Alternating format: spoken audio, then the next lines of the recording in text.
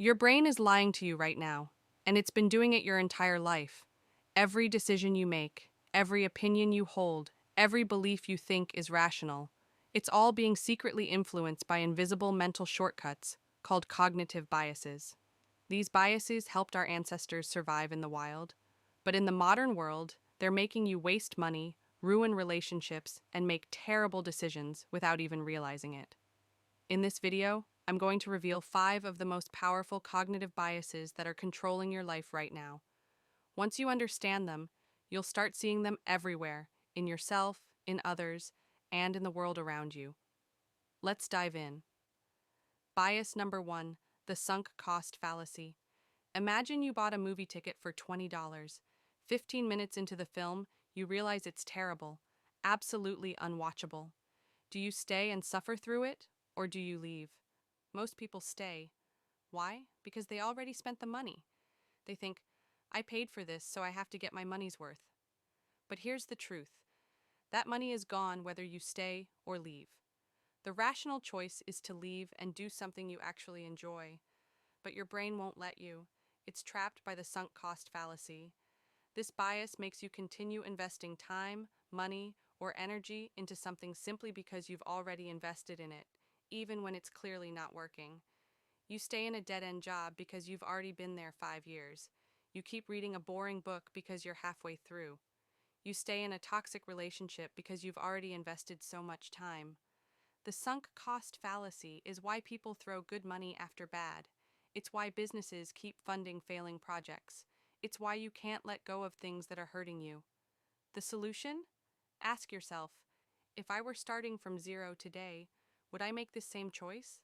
If the answer is no, it's time to walk away. Bias number 2, confirmation bias. Here's a quick test. Think about a political issue you feel strongly about. Now, when was the last time you actively sought out information that contradicted your view? If you're like most people, the answer is never. That's confirmation bias in action. Confirmation bias is your brain's tendency to search for, interpret, and remember information that confirms what you already believe, while ignoring or dismissing anything that contradicts it. It's why two people can watch the same debate and both walk away convinced they won. It's why social media echo chambers exist. It's why conspiracy theories thrive. Your brain doesn't want truth. It wants to be right. So it filters reality to match your existing beliefs. Scientists have found that when people are shown evidence that contradicts their beliefs, the part of their brain responsible for reasoning actually shuts down.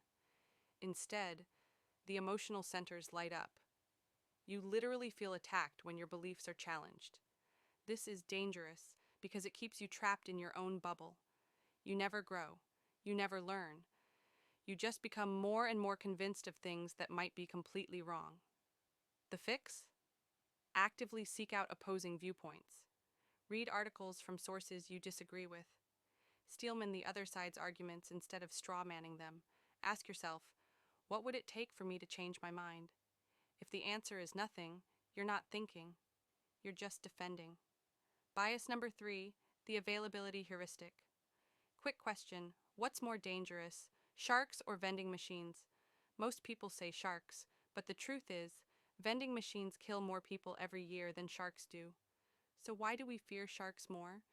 Because shark attacks are dramatic, memorable, and all over the news. Vending machine deaths are boring and unreported. This is the availability heuristic. Your brain judges the likelihood of something based on how easily you can recall examples of it, not on actual statistics. If something is vivid, recent, or emotionally charged, your brain thinks it's more common than it actually is. This is why people are terrified of plane crashes, but not car accidents, even though you're far more likely to die in a car. It's why a single news story about a crime can make an entire neighborhood feel unsafe, even if crime rates are dropping. Marketers exploit this all the time. They show you testimonials and success stories because one vivid example feels more convincing than 1,000 statistics. Politicians use it too. They tell emotional stories about individual cases to make you support policies, even when the data says those policies won't work. The solution? When making decisions, don't rely on what comes to mind first. Look at the actual data. Ask, is this really common, or does it just feel common because I've heard about it recently? Bias number 4, the Dunning-Kruger Effect. Have you ever noticed that the people who know the least about a topic are often the most confident? That's the Dunning-Kruger Effect. It's a cognitive bias where people with low ability in a subject overestimate their competence, while experts underestimate theirs. In other words, ignorance breeds confidence. Knowledge breeds doubt. Why does this happen? Because when you know very little about something, you don't know what you don't know. You can't see the complexity. Everything seems simple. But as you learn more, you start to realize how much you don't understand. You see the nuance. You recognize the gaps in your knowledge. So you become less confident.